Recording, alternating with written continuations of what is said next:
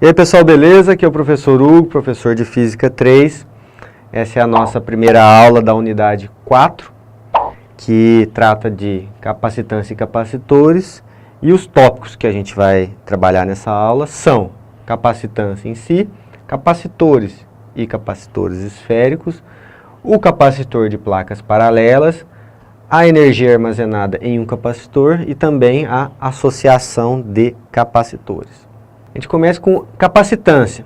Capacitância, pessoal, resumidamente, é a capacidade que o elemento, no caso físico aqui, vai ter de acumular cargas em forma de campo elétrico.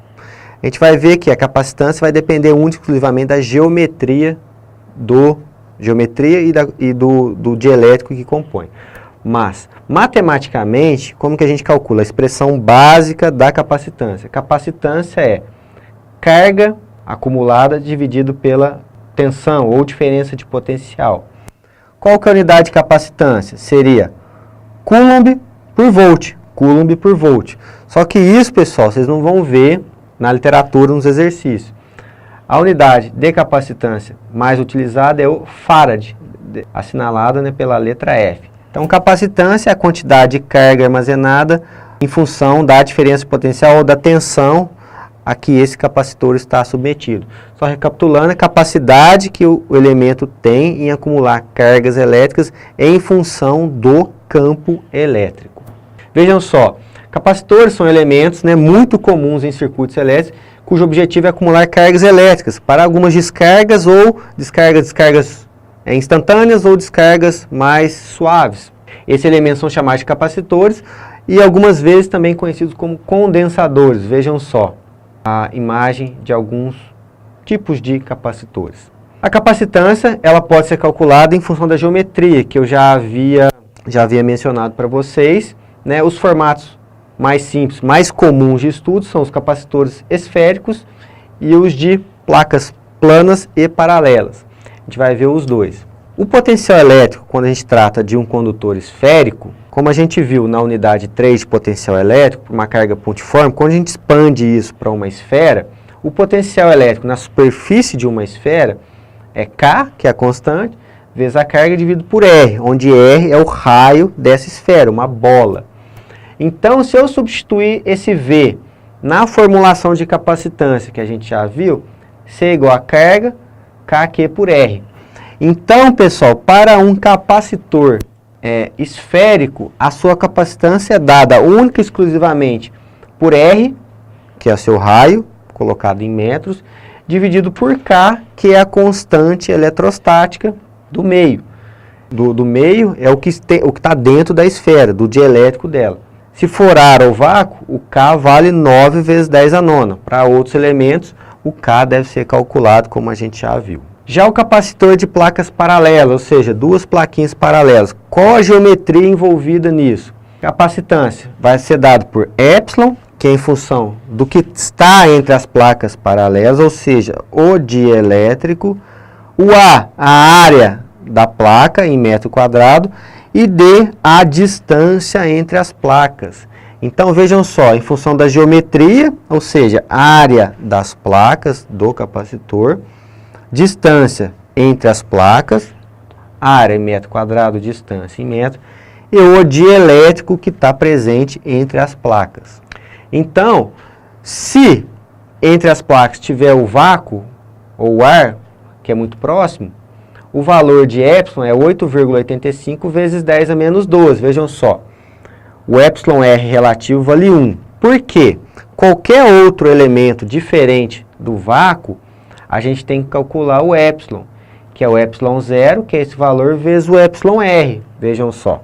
O ar vale 1,0006, ou seja, muito próximo ao ar e vácuo. Parafina, 2,2. Papel, 2,5. Porcelana, 6. Álcool etílico, 25. E água destilada, 80. Então, para qualquer valor diferente do vácuo, a gente tem que calcular, mas a gente precisa do valor de epsilon R.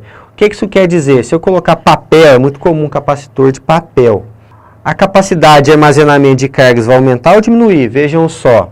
Se o papel é 2,5, esse número aqui vai multiplicar por 2,5. Então, esse número aqui vai aumentar por 2,5, ou seja, a capacitância, a capacidade de armazenar carga vai aumentar. Por quê? A presença do dielétrico faz com que o acúmulo de carga seja, né, acrescido, seja aumentado em função dessa permissividade relativa do dielétrico. Vejam só, o capacitor de placas paralelas, quando carregado, o campo elétrico dele, eu tenho sempre o lado positivo e o lado negativo. O campo vai do positivo para o negativo e eu tenho uma distância entre as placas. Em função disso, esse campo elétrico é possível calculá-lo também. Ele nada mais é do que a diferença de potencial entre as placas dividido pela distância. A gente viu nos estudos de campo elétrico que campo elétrico é Newton por Coulomb. Mas outra unidade válida do campo elétrico, pessoal, é o volt por metro. Por quê? O U, diferença de potencial, volt. O D, distância, metro. Então, volt por metro. É possível, né, só manipulando essa forma, calcular a diferença de potencial aqui, que vai ser o campo elétrico vezes a distância. Lembrando que essa distância aqui tem que estar sempre em metros. Energia armazenada no capacitor. Então, se eu tenho um gráfico, tensão por carga. A energia potencial nada mais é do que a área do gráfico. Isso daqui, pessoal, forma para a gente um triângulo. Qual que é a área do triângulo? Carga, Q, base vezes altura dividido por 2. Substituindo carga, que é igual a C vezes V, eu chego que a energia potencial também pode ser dada por C, V ao quadrado por 2. Substituindo V, no lugar de V, colocando Q por C, energia potencial pode ser dada por Q ao quadrado por 2C. Qual das formulações de energia potencial elétrica para um capacitor eu vou utilizar? Posso utilizar essa ou essa. Vou utilizar aquela na qual eu tiver os parâmetros adequados aqui, tiver os parâmetros que eu preciso. Se eu tiver carga e tensão, uso essas. Se eu tiver capacitância e tensão, uso essas. Se eu tiver carga e capacitância, eu uso essa. Todas calculam a mesma coisa com parâmetros diferentes, ou seja, o resultado necessariamente vai estar correto, só que pode ser feito de maneiras diferentes. A associação de capacitores. No caso aqui, a primeira que a gente vai ver em série. O que vocês precisam guardar para uma associação de capacitores em série? Na associação em série, a carga acumulada em cada um dos capacitores necessariamente é a mesma. O que vai mudar é que o potencial elétrico de cada um, a soma do potencial elétrico de cada um, vai dar para a gente o potencial total. Então, no série, carga é igual e a tensão ela é independente, ou seja, a tensão total é a soma de cada uma das tensões individuais. Precisamos saber também que, para a gente calcular a capacitância equivalente, o que é capacitância equivalente? Transformar esses 3 capacitores, no caso aqui, em um só. Então, é a soma dos inversos. 1 sobre capacitância equivalente é igual a 1 sobre capacitância 1, mais 1 sobre capacitância 2, mais 1 sobre capacitância 3. Se eu tivesse mais capacitores aqui, eu ia acrescentando aqui. E essa aqui é a formulação geral, para quantos forem os capacitores. 2 considerações importantes. Eu tenho 2 capacitores em série só. A capacitância equivalente, a conta é simples. Produto pela soma, C1 vezes C2, C1 mais C2. Mas é importante deixar muito claro que, nessa situação aqui, ela só é válida para 2 capacitores, só 2. Outra regrinha que facilita a nossa vida. Quantos capacitores são de mesmo valor? Eu não preciso fazer essa conta aqui, tivesse 10 de mesmo valor. Não precisaria colocar aqui até o C10.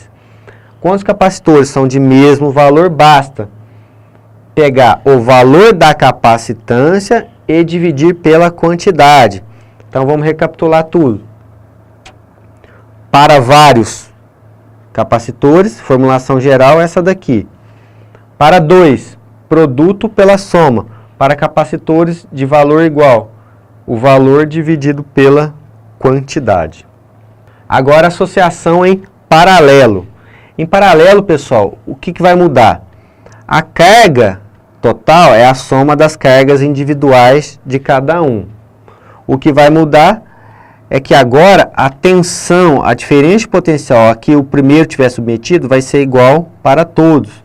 Ou seja, carga, a soma de cada uma individual para eu ter a carga total acumulada da associação, e a tensão ou diferença de potencial é necessariamente a mesma. E por fim, a capacitância equivalente para uma associação em paralelo é a pura e simples soma algébrica dos capacitores. Basta somar o valor de cada um que eu tenha capacitância equivalente quando os capacitores estão associados em paralelo. Tá joia, pessoal? Então é isso que eu queria mostrar para vocês sobre capacitância e capacitores. Espero que tenham gostado e até a próxima aula.